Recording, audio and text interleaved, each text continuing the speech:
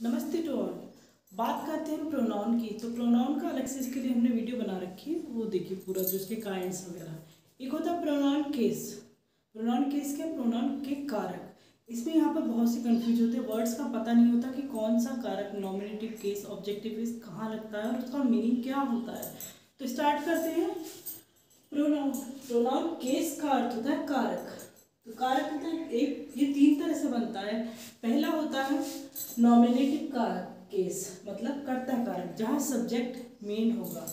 Objective case कर्म कारक, ये ऑब्जेक्ट कर्म के लिए आता है।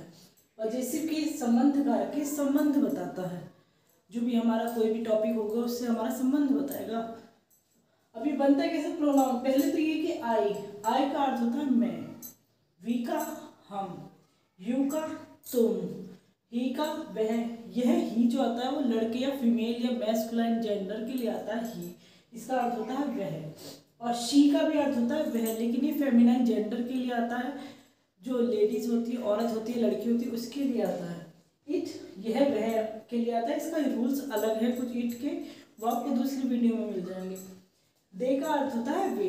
अब ये नॉमिनेटिव केस में भी सेम ही इसी तरह से रहते हैं, आई वी यू दे। यहाँ अगर चेंज होते जब ऑब्जेक्टिव केस कर्म कारक में आते हैं ये लोग, या पजेसिव केस में। अब पहले इनका अर्थ जानना जरूरी है। तो मी का अर्थ होता है मुझे, अस का अर्थ होता है हमें। अगर कहीं अस लिखा हुआ है तो उसका अर्थ है हमें, मी लिखा हुआ है तो उसका अर्थ है मुझे, यू लिखा है तो तुम्हें, यू यहाँ तुम भी होता है तुम्हें भी होता है। हिम का है तो उसे, हर लिखा है किसी सेंटेंस में तो हर उसे के लिए भी होता है, उसका उसके लिए भी सेम ही होता है। इट इसे या उसे के लिए होगा अगर कहीं लिखा हुआ है बीच में। देम का अर्थ होता है उन्हें, किसी सेंटेंस में अगर देम है तो उसका अर्थ होता है उन्हें। सेम पजेसिव केस में आता है माई या माइन है तो मेरा मेरी मेरे के लिए आता है। अवर अवर्स है तो हमारा हमारी हमारे के लिए आएगा। अगर सेंटेंस में अवर लिखा है या अवर्स लिखा हो तो हमारा हमारी हमारे को बताएगा। योर योर्स लिखा है, योर लिखा है या योर्स लिखा है तो तुम्हारा तुम्हारे तुम्हारी के लिए आता है। हिज है, हिज हिम और हिज, या हिम उसे के लिए और हिज जो है वो उसका उसकी उसके के लिए आता है, और ये मेल के लिए आता है। हर है, हर सेम ही है, उसका उसके उसके के लिए। इट्स इसका इसकी इसके, अगर ये सेंटेंस भी देयर सेंटेंस के अकॉर्डिंग जब बनाते हैं।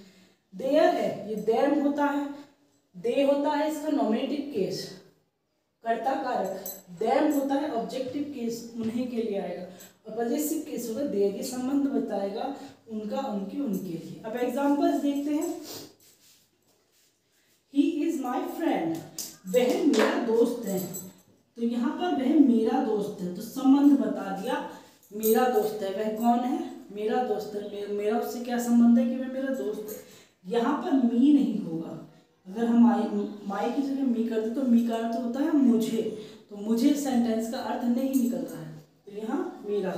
अब दिस इज योर पेन, यह तुम्हारा पेन है। हम किसी को बोलते हैं हिंदी में भी कि यह तुम्हारा पेन है, इस तरह से बोलते हैं। हम ये नहीं बोलते कि ये तुम्हें पेन है, तुम्हें पेन है, ये नहीं बोलेंगे। हम कहेंगे ये पेन तुम्हारा है।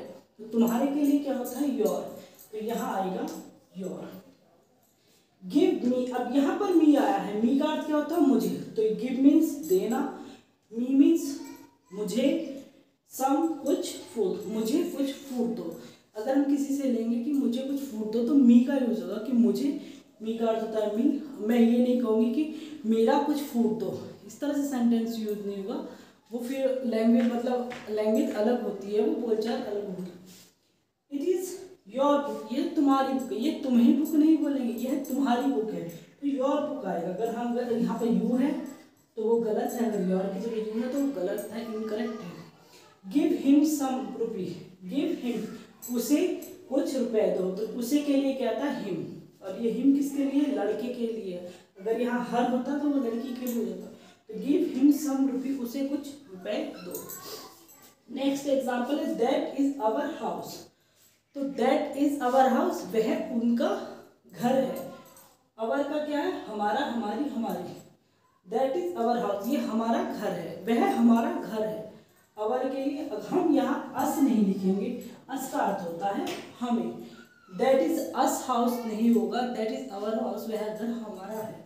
अब दैट हाउस इज अवर्स, ये अवर्स जो है यहाँ है, ये है। इसका क्या होता है, जब ये नाउन जो होता है बिल्कुल दैट या जिसके या किसी वर्ड के बिल्कुल तुरंत बाद होगा और हेल्पिंग वर्ब बाद में आएगी, तो ये प्रोनाउन वो आता है, प्रोनाउन पॉजेसिव केस होता है। और जब यहाँ पर हेल्पिंग वर्ब पहले आ जाती है तो एडजेक्टिव पॉजेसिव होता है, वो एडजेक्टिव भी सीखेंगे।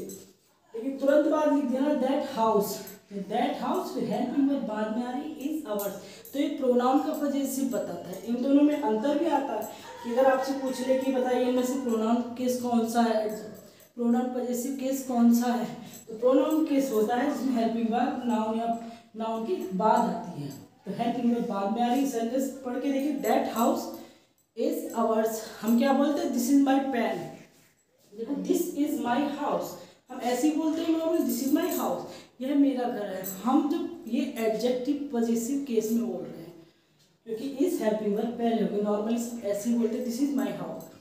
और जब हम अगर सेंटेंस में पूछा जाए, घुमाया जाए कि इसमें प्रोनाउन केस बना दे तो this house is mine, mine, तो हेल्पिंग वर्ब बाद में आ जाती है, पहले नाउन दिया होता है वो आ जाता है, तो दिस हाउस इज माइन, यह घर मेरा है। यह है possessive case, pronoun possessive case, और ये होता है एडजेक्टिव पॉजेसिव केस, ये जो हेल्पिंग वर्ब पहले थी। इसमें अंतर सिर्फ इतना ही होता है पूछने के लिए, जैसे किसी एग्जाम में टफ किया जाए तो इसी तरह से पूछा जाता है कि सेलेक्ट करो कि प्रोनाउन पॉजेसिव केस कौन सा है या एडजेक्टिव पॉजेसिव कौन सा है। तो हेल्पिंग वर्ब जिसमें बाद में होगी वो प्रोनाउन पॉजेसिव केस होगा, जिसमें पहले होगी नाउन से किसी तो प्रोनाउन पॉजेसिव केस होगा।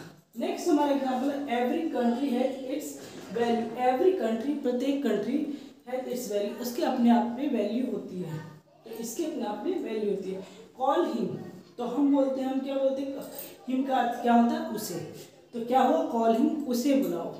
कॉल हम उसका नहीं बोलते, कॉल उसका, अगर यहाँ पर हिस कर देते हम तो उसका सेंटेंस होता, फिर इसका मीनिंग होता कॉल इज हिज, उसका बुलाओ, उसके बुलाओ, उसकी बुलाओ, क्योंकि हिस का अर्थ होता है उसका, उसकी, उसकी, और हमें क्या बोलना, उसे बुलाओ, तो हमारे लिए हिम जो होगा वो सही होगा। हिज ड्रेस, अब यहाँ पर उसके कपड़े बोलते हैं, उसे कपड़े नहीं बोलते हैं। His dress is very attractive, उसकी ड्रेस बहुत अट्रैक्टिव है, तो हम ऐसे ही बोलते हैं कि उसकी ड्रेस बहुत, हम ये नहीं बोलते उसे ड्रेस बहुत, अगर उसे बोलते तो हिम आता है यहाँ पर, और जब हम उसकी ड्रेस बोल रहे हैं तो हिज आता, तो सेंटेंस हिंदी में भी यही निकलता है सिंपल से सही करेक्ट। दे, वे होता है, हैव डन देयर वर्क, तो देयर का अर्थ क्या है, उनका, उनकी, उनकी, और देम का होता उन्हें, तो दे हैव डन देयर, उनका, अगर सेंटेंस बोले हिंदी में कि उन्होंने अपना काम कर लिया, उन्होंने उनका काम कर लिया है, तो उनका या उनकी के लिए क्या आता है, देयर आता है। और हम बोले उन्हें, जैसे सेंटेंस नेक्स्ट है कॉल देम, उन्हें बुलाओ, तो यहाँ पर देम आएगा, देयर नहीं आएगा।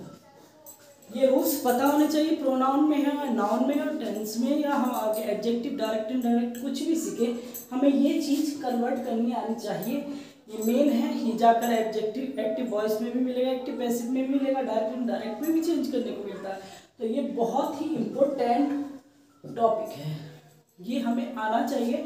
इसी के बेस पर हम कोई भी सेंटेंस बनाते हैं, डायरेक्ट इनडायरेक्ट हो या कोई भी कुछ भी बनाए, ये चीज़ हमें पता होना चाहिए कि मी कहाँ लगता है, माई कहाँ लगता है, ये जरूरी है।